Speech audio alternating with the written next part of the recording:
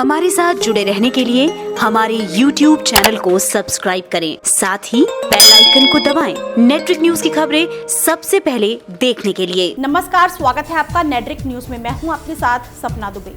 राज्यसभा में जहां एक तरफ जम्मू कश्मीर में लगे आर्टिकल 370 को लेकर बड़ा फैसला लिया गया, तो वहीं लोकसभा में भी एक बिल पास हो गया। सोमवार को सरोगेसी विनियमन विधेयक 2019 को लोकसभा में मंजूरी मिल गई।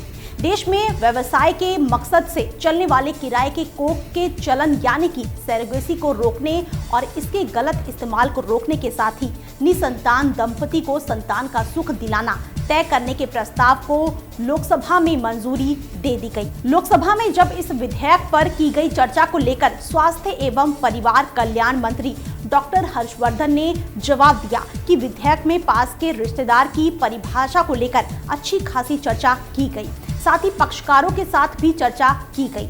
इस संबंध में डॉक्टर, महिलाओं, एनजीओ, राज्यों समेत अन्य पक्षकारों से भी बात की गई है। इसके साथ ही क्लिनिकों के नियमन की भी व्यवस्था की गई है। आपको बता दें कि इस विधेयक में बताए गए प्रावधानों में विपक्ष कई तरह के संशोधन की मांग कर रहा था, लेकिन विपक्ष के संशोधनों को खारिज कर विधेयक को ध्वनिमत से पास कर दिया गया। लोकसभा में चर्चा के दौरान डॉक्टर हर्षवर्धन ने कहा कि ये विधेयक सरोगेसी के कारोबार पर रोक लगाएगा, जिससे कि महिलाओं का उत्पीड़न रोका जा सकेगा। हर्षवर्धन ने आगे कहा कि Japan, Britain, Australia, Spain, Switzerland और जर्मनी समेत कई देशों में व्यावसायिक सरोगेसी को बैन किया गया। सिर्फ यूक्रेन, रूस और अमेरिका के कैलिफोर्निया प्रांत में ही इस पर प्रतिबंध नहीं है। अब हम आपको बता देते हैं कि आखिर विधेयक में किस तरह के प्रावधान बताए गए हैं। पहला ये कि संतान की चाह रखने वाली महिला की उम्र 23 से 50 वर्ष होनी जरूरी है और पुरुष 26 से 55 साल तक की उम्र का हो। Surrogacy regulation bill 2019 be taken into consideration. Madam, I wish to advise the members about the basic background why this bill is being brought before the Parliament. You see, in the recent years, unfortunately, India has emerged as a hub for surrogacy and especially for couples from other countries. A rough estimate says that there are about 2,000 to 3,000 surrogacy clinics running illegally in the country, and a few thousand foreign couples, they resort to surrogacy practice within India, and the whole issue is thoroughly unregulated. There have been reports concerning unethical practices, abandonment of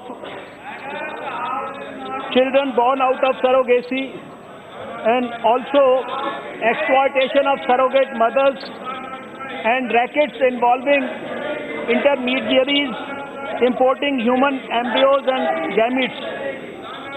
Madam, the 228th report of the Law Commission had recommended that the government should enact a legislation to ensure that there is only altruistic surrogacy in the country and commercial surrogacy is banned.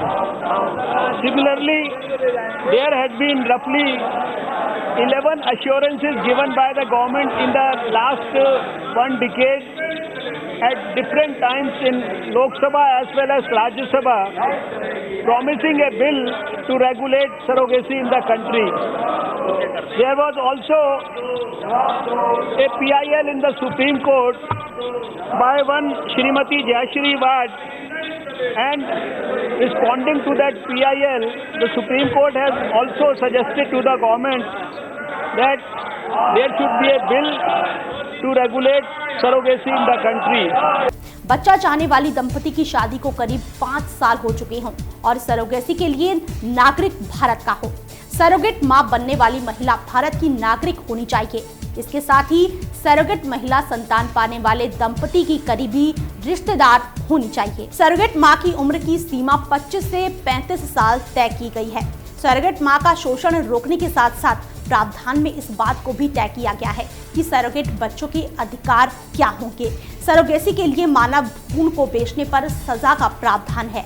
ये सजा 10 साल की होगी और ज्यादा से ज्यादा 10 लाख रुपए का जुर्माना भी भरना होगा। वो हर क्लिनिक जो सरोगेसी सेवा देता है उसे पंजीकरण कराना अनिवार्य होगा। इस विधेयक पर महिला सांसदों ने अपनी अपनी राय रखी, जिसमें बीजेपी सांसद रीता बहुगुणा जोशी का कहना था कि देश में सरोगेसी एक उद्योग बन चुका है और ऐसी स्थिति में ये विधेयक महिलाओं का शोषण रोकने में कारगर होगा। वीवी सत्यवती YSR कांग्रेस की सांसद हैं। उन्होंने भी अपनी बात रखी। उन्होंने कहा कि इस विधेयक में करीबी रिश्तेदारों की परिभाषा नहीं बताई गई है, जिसके जवाब में डॉक्टर हर्षवर्धन ने कहा कि करीबी रिश्तेदार को परिभाषित करने को लेकर चर्चा की गई और फिर बिल को पास कर दिया गया। आपको बता दें कि सरोगेसी विनियमन विधेयक 2019 में वैसे तो कई तरह की बातों पर ध्यान दिया गया है, लेकिन इसके साथ ही विधेयक राष्ट्रीय और राज्य स्तर पर सरोगेसी बोर्डों के गठन का उपबंध करता है। लोकसभा में पास हुए इस विधेयक के बाद कम से कम इस बात की तो उम्मीद की ही जा सकती है कि अब सरोगेट मां का शोषण रोका जा सकेगा। फिलहाल इतना ही। बाकी ऐसी और वीडियोस के लिए आप चैनल को सब्सक्राइब करना ना भूलें। आप देख रहे हैं नेट्रिक न्यूज, साहस सच कहने का।